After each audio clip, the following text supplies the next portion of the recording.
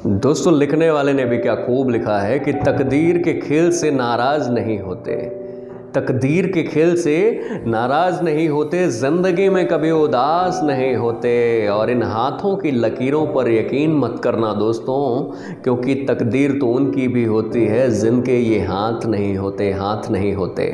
नमस्कार दोस्तों, मैं हूं आपका दोस्त संजय गुप्ता। लाया हूं एक छोटी सी कहानी आपके लिए। दोस्तों, एक बार की बात है, एक गांव में एक प्रतियोगिता चल रही थी। बहुत समय पहले की बात है। उस समय उस ज़माने में लोग ना तो इतने ज़्यादा पढ़े लिखे हुआ करते थे और ना ही इतना विकास हुआ था। दोस्तों, उस समय की बात है जब एक से बढ़कर एक लोग उस प्रतियोगिता में शामिल होने के लिए आए। और प्रतियोगिता यह थी कि एक बीच में पुल था और पुल के इस पार से एक कागज को उस पार फेंकना था। अब यह असंभव दिखने वाला काम और यह प्रतियोगिता उन सभी लोगों के लिए थी कि जो इस सभी लोगों को इस चुनौती अगर पार कर सकनी है तो खुलेआम आ जाएं। राजा अपने राज्य में बाहर से भी लोगों को बुलवाया जो कि अपने क्षेत्र में महारत हासिल किए हुए थे, बहुत ही बुद्धिमानी लोग थे, बहुत ही ताकतवर लोग थे। वो लोग आए और उस प्रतियोगिता में भाग लेने लगे। वो जैसे ही कागज़ के पन्ने को हाथ में लेते और उसे मोड़कर पुल के उस पार फेंकने की कोशिश करते, वो हर बार नाकाम हो जाते और जो हवा था, हवा के झोंके की वजह से वह कागज़ उड़कर इसी पार आकर गिर जाता था।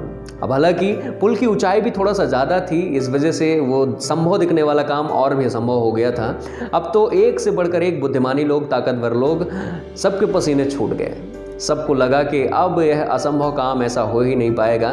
जब एक से बढ़कर एक लोग आए, गांव के लोग भी वहां देखने के लिए इकट्ठे हुए थे और सभी लोग देख रहे थे कि सभी लोग इस काम को नहीं कर पाएंगे और सभी को यह लग रहा था कि यह काम संभव नहीं हो सकता है कि कागज़ के पन्ने को कितना भी मोड़कर अगर पुल के उस पार फेंकने की कोशिश करेंगे फिर भी वो कागज़ का टुकड़ा नहीं जाएगा।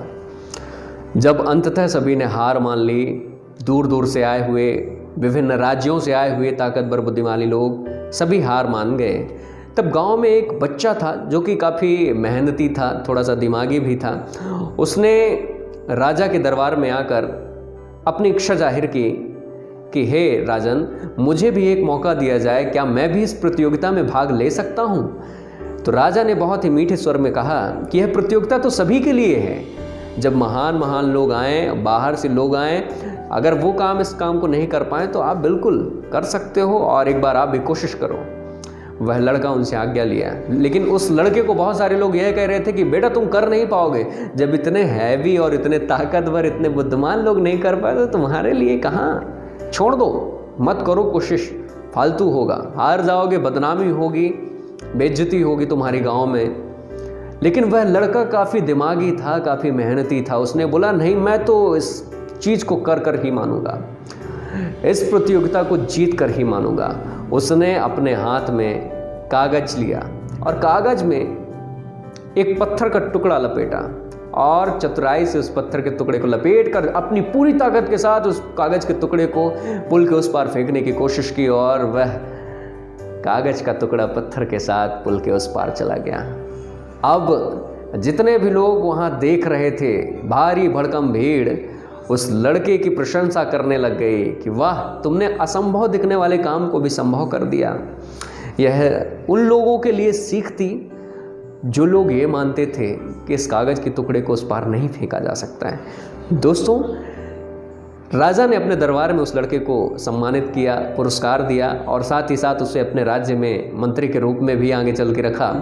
दोस्तों, इस छोटी सी कहानी से हमारी ज़िंदगी में बहुत बड़ी सीख निकलती है कि हम असंभव दिखने वाले काम को भी कर सकते हैं और कोई भी व्यक्ति कर सकता है। अगर हमने कोशिश की, हम नहीं कर पाए तो ऐसा नहीं है कि कोई नहीं कर पाएगा। कोई भी व्यक्ति कहीं पे भी दिमाग लगा के असंभव दिखने वाले काम को कर सकता है। कभी भी ज़िंदगी में हार मत माने, अपने दिमाग को प्रयोग करते रहें, ज़्यादा से ज़्यादा होते रहें, अपने लक्ष्य की ओर बढ़ते रहें। कहानी पसंद आई हो तो बहुत बहुत शुक्रिया, बहुत बहुत धन्यवाद। हमारी और भी कहानी आप देख सकते हैं हमारे इसी चैनल में। शुक्रिया।